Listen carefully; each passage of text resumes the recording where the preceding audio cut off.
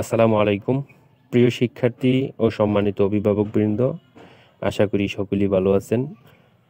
প্রতিনিয়ত আমরা নতুন কারিকুলামের দ্বিতীয় শ্রেণী ও তৃতীয় শ্রেণীর বইগুলো এই চ্যানেলে আপলোড করলাম।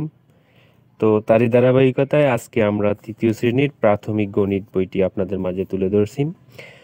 প্রাথমিক গণিত বইতে কি কি রয়েছে, কি কি নতুন সংযোজন করেছে এবং পুরনো বই থেকে নতুন বইয়ের সাথে কতটুকু সামঞ্জস্য এবং পুরনো বই থেকে নতুন বই কতটুকু শিক্ষা উপযোগী, তো তারই কিছু বিষয় নিয়ে আজকের ভিডিওটি।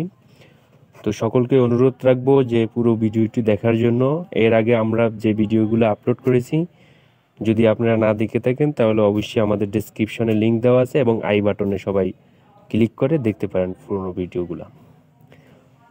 তো আজকের ভিডিও হচ্ছে প্রাথমিক গণিত তৃতীয় শ্রেণী সম্পূর্ণ নতুন কারিকুলামের এই বইটি। এই বইটিতে খুবই চমৎকারভাবে সাজানো রয়েছে এবং বাচ্চারা কিভাবে এটাকে খুব ধারাবাহিকভাবে অংশগ্রহণমূলকভাবে এবং আনন্দদায়কের মাধ্যমে গণিতের সমস্যা সমাধান করতে পারবে। আমাদের সম্মানিত শিক্ষক মহোদয়গণের খুব আন্তরিক প্রচেষ্টায় আশা করি বাচ্চারা সহজে আনন্দের মাধ্যমে কিন্তু এই গণিত শিক্ষা অর্জন করতে পারবে। তো এই গণিত বইটিতে মোট 13টি অধ্যায় রয়েছে। প্রত্যেকটি অধ্যায় কিন্তু আলাদা আলাদা করে আমাদের এই চ্যানেলে ভিডিও দিয়ে থাকব। তো সে পর্যন্ত অপেক্ষা করবেন। আশা করি 2024 শিক্ষাবর্ষ থেকে বই দেওয়ার পরবর্তী সময় থেকে আমরা প্রত্যেকটা বিষয়ের ধারাবাহিক অধ্যায়ে আমরা কিন্তু শিখন উপযোগী শিক্ষা কারিকুলাম অনুযায়ী কিন্তু এক একটি অধ্যায়ের জন্য আলাদা ভিডিও দিব। তো আজকের বিষয় হচ্ছে প্রাথমিক গণিতের 13টি অধ্যায়ের মধ্যে প্রথম যে অধ্যায়টি রয়েছে সংখ্যা। এখানে বাচ্চারা ক্লাস 2-3-তে যে সংখ্যাগুলো শিখছে তারই পূর্ণ আলোচনা এবং সংখ্যা চেনা। দ্বিতীয় অধ্যায়তে রয়েছে যোগ। এই বইতে কিছু নতুন লক্ষ্য করা গেছে। আমরা যে আগের যোগগুলা করেছিলাম যে হাতের এক হাতে লেখে বা কোথাও লিখে, কিন্তু এখানে তেমন কিছু দেওয়া নাই। এখানে খুবই চমৎকার একটি বিষয় উল্লেখ আছে যে বাচ্চারা কিভাবে হাতের এককে অপর সংখ্যার সাথে যোগ করতে পারবে। তো সেই বিষয়টি স্পষ্ট আকারে দেওয়া রয়েছে। আশা করি এটা তৃতীয় শ্রেণীর যে গণিত বই রয়েছে, যোগের যে সমস্যাগুলো রয়েছে এগুলো যদি কোনো বাচ্চা সঠিকভাবে সমাধান করতে পারে বা বুঝতে পারে তাহলে পরবর্তীতে তার যোগের কোনো সমস্যা হবে না। তারপরে তৃতীয় অধ্যায় রয়েছে বিয়োগ।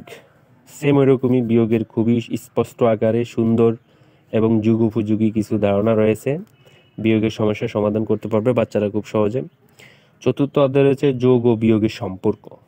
যোগ ও বিয়োগের কীরকম সম্পর্ক বা পার্থক্য রয়েছে এই বিষয়গুলা চতুর্থ অধ্যায়তে দেওয়া রয়েছে। পঞ্চম অধ্যায়তে দেওয়া হয়েছে গুণ। গুণের সমস্যা সমাধান করতে পারবে বাচ্চারা। ষষ্ঠ অধ্যায় রয়েছে ভাগ। ভাগের সমস্যা সমাধান করতে পারবে। তারপরে আবার রয়েছে সপ্তম অধ্যায় রয়েছে গুণ ও ভাগের সম্পর্ক। গুণ ও ভাগের সম্পর্ক তারা নির্ণয় করতে পারবে, পার্থক্য তুলে ধরতে পারবে। 8 নম্বর অধ্যায়তে রয়েছে যোগ বিয়োগ ও গুণ ভাগ সংক্রান্ত বিভিন্ন সমস্যার সমাধান। যোগের যে ধরনের বড় বড় সমস্যাগুলো আছে তারা সমস্যা সহজে সমাধান করতে পারবে। বিয়োগ গুণ ভাগের যত ধরনের সমস্যা রয়েছে তারা অষ্টম অধ্যায়ে আসলেই কিন্তু এই সমস্যাগুলো সমাধান করতে পারবে। নবম অধ্যায় ভগ্নাংশ। তৃতীয় শ্রেণীতে কিন্তু বাচ্চাদেরকে স্বাভাবিক একটি ভগ্নাংশের ধারণা দেওয়ার জন্য এই নবম অধ্যায় ভগ্নাংশ যুক্ত করেছে।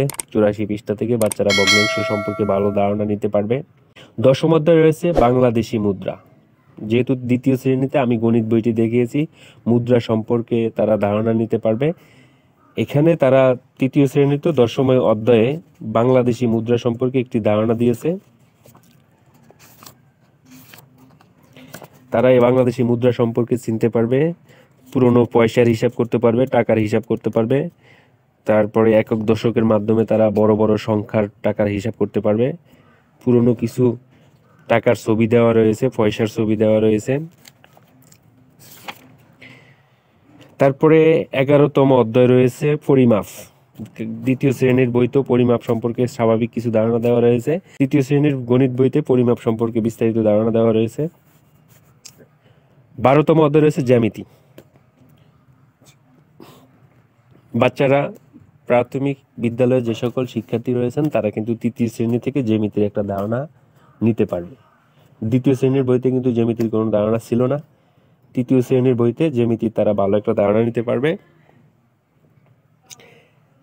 13তম অধ্যায় রয়েছে উপাত্ত সংগ্রহ বিন্যস্তকরণ, নতুন একটি যুক্ত করেছেন। এটা 4-5 ছিল, এখন তৃতীয় শ্রেণীতে উপাত্ত সংগ্রহ ও বিন্যস্তকরণ তারা শিখতে পারবে। তারা কিভাবে উপাত্ত সংগ্রহ বিন্যস্তকরণ বা সারণী তৈরি করা এই সম্পর্কে একটি ভালো ধারণা নিতে পারবে। আমরা কিভাবে সহজে হিসাব করতে পারি তারও একটা ধারণা নিতে পারবে তারা। তারপরে চিত্র লেখার মাধ্যমে নিতে পারবে, তারা মিটারে পরিমাপ করতে পারবে। তো আজকের ভিডিওটি এ পর্যন্তই। যারা তৃতীয় শ্রেণীর প্রাথমিক গণিত বিষয়টি দেখার জন্য রিকোয়েস্ট করেছেন, তো তাদের উদ্দেশ্যেই দেওয়া। আর ব্রিলিয়ান্ট একাডেমি চ্যানেলে কিন্তু আমরা প্রতিনিয়ত সকল বিষয়ের অধ্যায়ভিত্তিক ভিডিও দিয়ে থাকব। তো ভিডিওটি দেখার জন্য সকলকে অনুরোধ রইল এবং আমাদের চ্যানেলটি সাবস্ক্রাইব করে পাশে থাকবেন, যাতে পরবর্তী ভিডিও দ্রুত সময়ের সাথে আপনাদের কাছে চলে যায়। ধন্যবাদ সকলকে।